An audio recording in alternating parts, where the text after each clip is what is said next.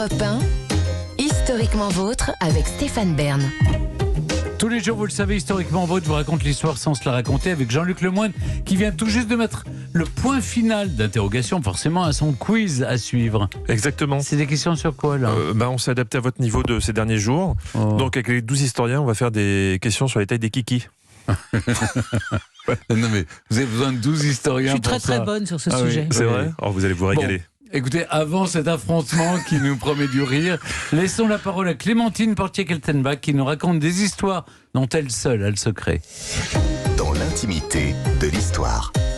Et aujourd'hui, Clémentine, vous revenez sur une évasion célèbre et étonnante, surtout celle de Napoléon III, enfin futur Napoléon III, qui a tenté de s'évader du fort de Ham où il était emprisonné.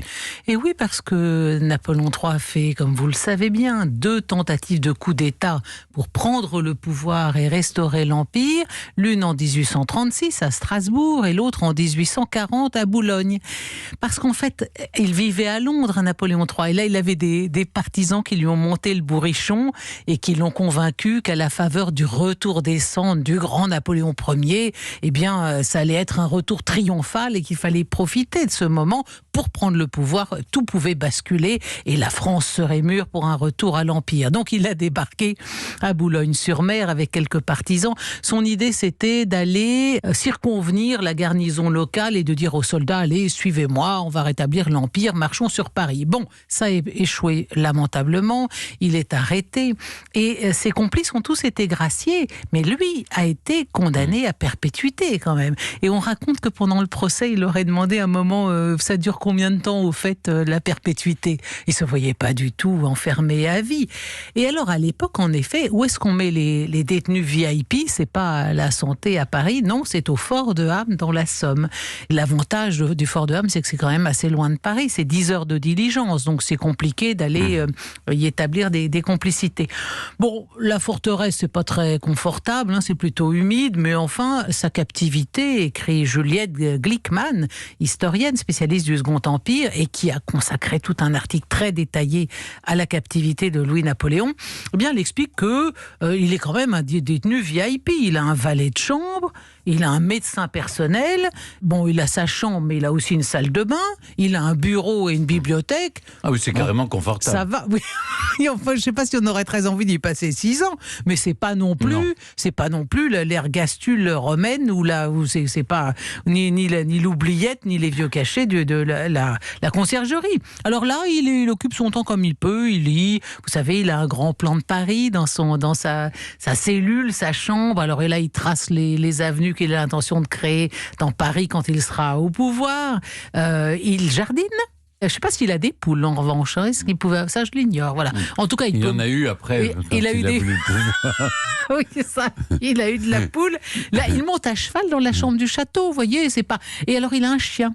Ça vous aurait plu. Il avait le droit d'avoir un chien qui s'appelait Ham. Bon, il n'a pas été cherché très loin. Et bien sûr, vous avez raison, il a des poules, mais les poules, c'est toutes les femmes qui passent à sa portée. Il a des amourettes avec plusieurs femmes du village. Et comme vous le savez sans doute aussi, il va même faire 2 enfants à l'une d'entre elles. 2 enfants, d'ailleurs, qu'il dotera une fois devenu empereur. Il n'oubliera pas les enfants qu'il a conçus au fort de Ham. Alors, il reçoit aussi beaucoup de visites, des notables locaux, parce qu'il est quand même le neveu de Napoléon. Alors, avoir le neveu de Napoléon dans la prison d'à côté, bien sûr, on a envie de le rencontrer, c'est une curiosité. Il avait les autorisations pour ça. Oui. Il a reçu des journalistes, il avait même une sorte de salon dans sa prison du fort de Ham. Il a reçu Chateaubriand, Alexandre Dumas, Georges Sand, qui ont fait les 10 heures de diligence pour aller le voir. Bon, vous voyez, Ham, c'est vraiment à Napoléon III ce que Sainte-Hélène fut à Napoléon Ier. Il y travaille son image de victime du pouvoir royal et d'ami des ouvriers, parce que c'est dans les années de captivité au fort de Ham qu'il publie, 1844, son livre intitulé L'extinction du populisme. Voilà, où il dit qu'il faut vraiment faire quelque chose à destination du monde ouvrier. Et de l'avis de tous ceux qui lui rendent visite à Ham, et ben lui, il croit dur comme fer à sa bonne étoile. Il est convaincu qu'il va pouvoir, qu'il prendra le pouvoir. Si c'est pas par un coup d'État, ça sera par le suffrage universel d'ailleurs. L'avenir lui donnera raison. Pourquoi finit-il par s'échapper ? D'abord, il est quand même depuis 6 ans, ça commence à bien faire. Et en 46, le roi Louis-Philippe lui refuse sa grâce. Et comme le fort, à ce moment-là, est en plein travaux, eh bien ça lui donne l'idée de s'évader déguisé en ouvrier. Alors il fait acheter à Paris par son médecin, le docteur Conneau, et vous avouez que ça ne s'invente pas, il lui fait acheter un bourgeron. Qu'est-ce que c'est qu'un bourgeron ? C'est une blouse courte en étoffe grossière. En fait, c'est une blouse qu'on réalise avec des déchets de laine. Et tous les ouvriers à l'époque portent ça. Aujourd'hui, on dirait que c'est un bleu de travail. Moi, à l'époque, on appelle ça un bourgeron. Et comme le bourgeron est beaucoup trop neuf, puisqu'il vient d'être acheté à Paris, et il le vieillit en le frottant à la pierre ponce. Le 25 mai 1846, à 6 heures du matin, Louis-Napoléon, vêtu de son bourgeron passé à la pierre ponce, se badigeonne le visage de cirage, s'enfonce une casquette sur la tête, il démonte une planche de sa bibliothèque dans sa bibliothèque, il la prend sous le bras et ainsi équipé, il sort dans la cour avec son chien et se dirige vers la sortie du fort. Arrivé près de la porte, il est tellement ému qu'il en lâche sa planche. Mais il se reprend, il ramasse la planche et il sort. Il fait 1 kilomètre à pied jusqu'au premier relais de diligence. Et ça y est, il est libre après ses Saint-Quentin, Cambrai, Valenciennes, puis la Belgique. Il vient quand même de s'échapper au nez et à la barbe d'une garnison d'une centaine de soldats. Et pendant qu'il s'évadait, le docteur Conneau a raconté aux gardes qu'il était malade et qu'il allait devoir le purger. Et pour plus de crédibilité, il a balancé des boules puantes dans la chambre de Napoléon III, de manière à dissuader ceux qui auraient voulu s'y rendre. Quand la supercherie est découverte à 6 heures du soir, Louis-Napoléon est déjà en Belgique. Le docteur Conneau, il sera jugé sur place et acquitté. Et de nos jours, qu'est-ce qui reste du Forme 2 rien, en fait, pas grand-chose, il y a des ruines.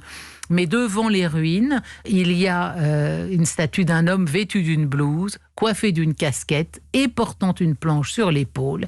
Eh bien, c'est une invitation à se souvenir que tout empereur qu'il fut, Louis-Napoléon Bonaparte, futur Napoléon III, fit 6 longues années de prison et s'évada à coups de cirage et de boules puantes. Eh bien, bravo, merci beaucoup Clémentine. Et à suivre, eh bien, vous le savez, chaque après-midi dans Historiquement Vôtre, il y a maintenant le quiz. Mais juste avant, on écoute Dina Washington, Mad About the Boy sur Europe 1.